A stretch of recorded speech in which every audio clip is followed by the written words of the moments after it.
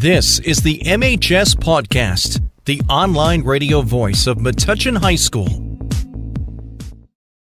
Hello everyone and welcome to the Metuchen High School Podcast, the online radio voice of MHS. I'm Kalegi. And I'm Josh Hyman. Well, we're heading into the middle of November, the holiday season coming. First show in a few weeks because the school year's been kind of split up by last week. So, following the school announcements, Josh and I will first do an in-depth final look at the MHS fall sports season. There was a lot of success from a bunch of the teams. Then we'll be joined by MHS Director of Bands, Mr. Messenger, for the first time this year, to recap the marching band season, which concluded this past Saturday in their major competition at MetLife Stadium. We'll hear about that. And finally, foods teacher Miss Stanski joins the show to discuss how the Thanksgiving season is a busy time for her students. She'll also be explaining which foods are favorites for the holiday and which can be left in the fridge. But first, here's the school announcements. It's a big day for current 8th graders this Friday, November 16th.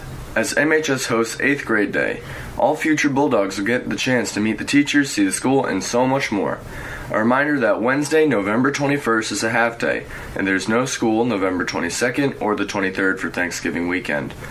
Come support the MHS Footlighters. In just 2 short weeks, they will be performing this year's fall play, The Curious Incident of the Dog in the Nighttime. The show can be seen November 29th, November 30th, and December 1st at 7 p.m. Tickets can be purchased ahead of time or at the door. Finally, Saturday, December 8th is the MHS Student Council Snowball from 7 to 10 p.m. All right, thank you, Josh. Welcome back to the MHS Podcast. I'm Josh Hyman. And I'm Kalegi. The MHS fall sports season has officially come to an end, and it's time to recap all that happened. Starting with MHS football, it was a disappointing winless campaign. What are, if any, the bright spots on this team heading into 2019? Well, you said it, Josh. It was very disappointing. However, although it was a winless season, there are some bright spots. One of them has to be freshman Stephen Michaelison, who opened some eyes on both ends of the field. He had 2 picks in a game against Middlesex towards the end of the season, both coming in the same quarter, and he also got some playing time at quarterback, and obviously Will Horanich at quarterback graduating. We don't really know. Is it going to be Jake Lipinski taking over as the QB next season, or could it be Stephen Michaelison? In my opinion, I think he's beat him out for the job with his performance this year in some of the blowout games where he came in the second half. Frederick Krebs also had a stellar season at wide receiver. He had 2 touchdowns, and if this offense wants some major success next season, he's going to be a senior next year. He's got to play a big role because you've got Horanich, Rojas, and others graduating. Also, the offensive and defensive lines, players like Anthony Lembo, Connor O'Leary graduating, that's definitely going to make things difficult, specifically on defense. That's where I think they have to turn their most focus to in the offseason and preparing for next year, because they surrendered at least 3 touchdowns in all but 1 game this season. That's something that cannot be replicated in 2019. So definitely some bright spots, but also a lot of work to be done for this team. Definitely, especially with all the big numbers graduating. They need to fill those rosters as well. And the girls' field hockey team once again had a very successful regular season, but were eliminated early in the playoffs for the 2nd consecutive year. What must they improve upon to get longer in the playoffs? Well, you just said it. It's really a tale of 2 teams with field hockey. They were firing on all cylinders, leading them to the GMC title over Old Bridge and a number 1 seeding in the playoffs. And then the moment the playoffs began, it was the same case last year, the team looked really frazzled. They barely escaped against Glen Ridge to move to the semis, a team who was 4-8 earlier in the season, but was on a lucky hot streak. But fortunately, down 1-0. We covered it here for the MHS Podcast a couple weeks ago. There were some lucky goals towards the end. Isabel Wiener, Noelle Leaf, and they were able to get a 2-1 victory and escape to take on Johnson, who they were shut out by and lost 2-0 in the semifinals. So, certainly it was a solid campaign, but they've got several key senior leaders, specifically goalie Cameron Chaudhry, who has earned recognition throughout the entire state of New Jersey after another great season. She's going to be graduating. On the offensive side, you've got Maeve Kenny, whose 2 goals won them the GMC tournament. Sarah Jenny also graduating. So I think out of any of the teams, this team is going to be the fall sports team hit the most by the senior bug with people graduating. So there's going to be a lot of work to do if they want to replicate their incredible regular season and maybe be able to pursue it in the playoffs. But that has to be their focus. It seems like they can just cruise right through the regular season, but then the moment the playoffs come, this looks like a completely different team.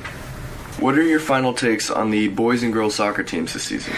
Well, starting with the boys, they pulled off quite the upset victory to end their regular season, defeating South Plainfield 4-2 back on October 26th, and they claimed the GMC Blue Division title, something nobody thought they'd even come close to, but seniors Avi Hogan-Appel, Trent Leaf, and others really helped carry this team. Each of them that I just mentioned tallied 2 goals in that contest, and although their season came to a quick end in the playoffs against Robbinsville, the team went beyond expectations, and will have players like Thomas Cordes, Justin Wetnick, and others leading the way as the key seniors graduate. As for the girls, record-wise, it wasn't a great season. They went 9-10-1, definitely a letdown from last year where they made it deep into the state playoffs, and something they have to improve upon for next year. 6-8 in conference, that really can't happen. A lot of these other sports teams easily over 500 in conference when you're talking about boys soccer, field hockey, and others, so that's something they have to fix, but Coach Noth is going to have his work cut out for him next season because the new school record scorer, Maya Stolarski, longtime goalie Juliana Mullen, and fellow captain Natalie Tu, all graduating. So this will certainly provide opportunities for other players to show what they've got, but the road ahead is not going to be easy for the girls soccer team. Yeah, definitely. You talk about the senior bug. I think both the boys and the girls soccer teams are both teams that are going to be hit with, graduating seniors, and they're going to have to fill those spots if they want to keep up these good records. Yes, when we talked about back in September when the seasons first began, we said how from last year to this year the transition wasn't as bad with the senior bug specifically for these fall sports teams, but next year is going to be completely different. Both soccer teams, the field hockey team, and the football team to an extent all suffering from this. Definitely. And this fall was extremely successful for both the boys and girls cross-country teams. Who were the standout runners, and what can Coach Holloran be excited about for next season? Well, Coach Holloran's bunch certainly lived up to expectations once again this cross-country season. Seniors Camille Lucier, Nina Suss, all the way down to some very fast freshmen on the girls cross-country team. It was a great year for them, and they capped it off by winning the Central Jersey Group 2 title this weekend for the first time since 1976. This qualifies them for this weekend's Meet of Champions, which should provide an even tougher test for us to see how good this team is. The future is certainly bright because although you've got runners like Lucier and Suss, you had people from all 4 grades producing on this team, specifically freshmen and sophomores, so this team is definitely not one of those teams that's going to get hit with the senior bug. As for the boys, it wasn't as great as some past seasons have been, but we could have expected this because this was the one fall sports team that we were concerned about because they had so many runners on the cross-country team and the track team graduating.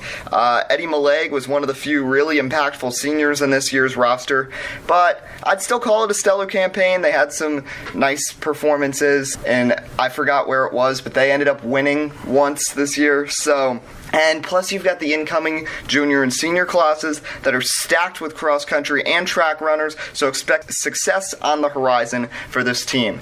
When we come back, we'll be talking to Mr. Messenger, the director of bands, and be joined by Ms. Stanski. I'm Eddie Kalegi. And I'm Josh Hyman. And this is the Metuchen High School Pawdcast, the online radio voice of MHS. Having trouble seeing the board in class? Do you need safety glasses for your school sport? If you answered yes to either of these questions, head over to Optique Unique, the eyeglass store at 406 Main Street in Metuchen. Optique Unique does it all. Not only do they offer eyewear for all ages, they also sell sports-specific safety glasses for kids and adults. Call them at 732-321-2020. That's 732-321-2020, or visit OptiqueUnique.com. Do you want to build character, build confidence, or even build yourself? All that and more can be accomplished at the Black Belt Institute at 23 New Street, right here in Metuchen. Students of all ages have been able to learn respect, discipline, fitness, and self-defense from their experienced instructors for over 20 years. Whether you're an adult looking for stress reduction or know someone young who has interest in Taekwondo, the Black Belt Institute is the place to go. The Institute takes a fun approach at teaching the rules of self-defense, instilling in their students an I-can-do-it attitude. Interested in taking a class?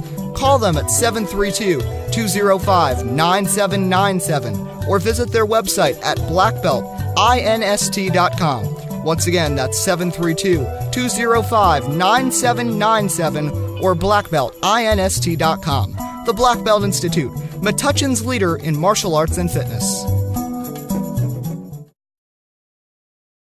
The MHS Pawdcast is proudly sponsored by Reflections on Main Salon at 176 Main Street in Metuchen. The salon offers hair design, nail, waxing, and makeup services for all ages. They are committed to providing the best customer service in the industry, offering a tranquil environment with environmentally friendly products and top brand names. Call them at 732-205-9881 or visit their website at reflectionsonmainNJ.com. Reflections on Main, Middlesex County's premier full-service beauty salon. The MHS Pawdcast is also sponsored by Allstate Insurance at 63 Pearl Street in Metuchen. Allstate, are you in good hands? Welcome back to the Metuchen High School Podcast, the online radio voice of MHS. I'm Eddie Kalegi. And I'm Josh Hyman. The marching band season has finally come to a close. To recap Metuchen's performance, it's a pleasure to once again be joined by Director of Bands, Mr. Messenger. Welcome to the show. Thank you very much, guys. How are you? We're doing good. So what do you find to be the most enjoyable part of directing the MHS marching band? The consistent growth in the performance of the kids. The show is never the same twice. It constantly evolves from when we first go to band camp at the beginning of August all the way until we went to MetLife this past weekend. The show is constantly changing, and it keeps getting better and better and better. Now, you just brought something up that we've never actually talked about on the podcast before, which is the band camp at the beginning of this year. So what is that like, and why do you do the band camp? Band camp is where we actually learn our entire field show. We go away to a camp in New York State. The whole band goes, and it's a leadership building, it's a bonding, but it's also learning the skills that we need. And we like going away because it isolates us, so the kids only have to concentrate on band for those 5 days. This past Saturday was arguably the biggest competition of the year at MetLife. Why does this competition stand above the others? This is the U.S. Band's Grand National Championship, so not only is it at MetLife, which if you've ever been on the field at MetLife is a really incredible experience, from warming up in a parking lot to going backstage to going under in all the tunnels, like just it's just such a mammoth, amazing place to be, to actually being on the field. So that the enormity of that is really impressive, and plus you're competing against bands not just from New Jersey, but there was bands in our class from Massachusetts and Connecticut and Pennsylvania, so it's more of instead of a regional championship, it's more of a national championship. So how'd you guys fare in the competition? We finished it in the top 10 in our class, and which we were very, very excited about. They group you by the size of your band, so there's 6 classes, and we're in the second biggest class. And for a school of 715 kids to march over 100 kids, the schools we're going up against typically have between 2,000 and 3,000 students in them. So to be in the same class as them is pretty impressive. And what were some of the biggest positives and improvements you saw from the band this season compared to the past years? We had a huge freshman class this year, and with that you run the risk of a slow learning process as they're trying to figure everything out. But I was just really impressed with the underclassmen and how hard they work and how quickly they understood the concepts and got the show learned. So it's actually pretty funny because since I'm in concert band, I've seen how I played third clarinet last year, and there were only 4 third clarinets. This year there's 9, and they're all freshmen. So this freshman class in general was just a really big class, not only for marching band but also for concert band, for orchestra. This is one of the biggest day choirs we've had, so it's a lot of young musicians that have come up from the middle school. So next weekend's Winter Parade is a great opportunity for the people of Metuchen to witness the marching band firsthand. Tell us about the tradition of marching in this parade. I think as long as I've been here, this is my 19th time doing it. It's been a tradition forever. It's gone through many different incarnations and evolutions, and it's just a wonderful way to start the winter season, to start the holiday season. The band has traditionally been at the front of the parade, introducing it, which is really, really great. We go with our color guard. We've invited the cheerleaders to come this year as well. So the tradition is getting bigger and bigger, and we're just happy to be a part of it. All right, that's about all the time we have. Mr. Messenger, thanks for joining us in the MHS Pawdcast. Thank you so much, guys. Welcome back to the Metuchen High School Podcast, the online radio voice of MHS. I'm Kalegi. And this is Ayaan Ehtesham. So Thanksgiving is fast approaching, so it's fitting to have a food-centered interview to wrap up today's show. It's great to be joined by MHS Foods teacher, Miss Stanski. Welcome to the show. Thank you. Nice to be here. So when I came to talk to you yesterday, you were saying how frantic things have been, and then today we've got muffins everywhere. So why is that the case, and what do you and the food students have upcoming? Well, I try to make sure we do a lot of service projects over the course of the year. And so one of our big ones, of course, is for Thanksgiving. We make pumpkin muffins and then donate them to the Hands of Hope Food Pantry. I expect to give about 300 muffins to their annual basket giveaway this coming Saturday. We do other service projects throughout the year, donating food and anything food related. I'm there. Mm-hmm. So when did you first become a food teacher, and why do you enjoy it so much? Without giving away my age, I went through high school, and that's when I decided I'd like to be what was called a home ec teacher. I specialize in foods, but there are a lot of other areas, including sewing, child development, interior decorating, and so forth. But here in Metuchen, we just have the foods. So I actually graduated from Edison High School, and went on to college. And right out of college, I was teaching up in Cedar Grove.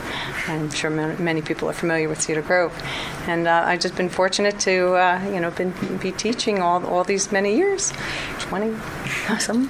Now that connects to my next question, because you were just talking about how there's other things with home ec that you've focused on. Anything else related to foods that you ever considered doing as a career, or is it strictly just teaching foods within home ec?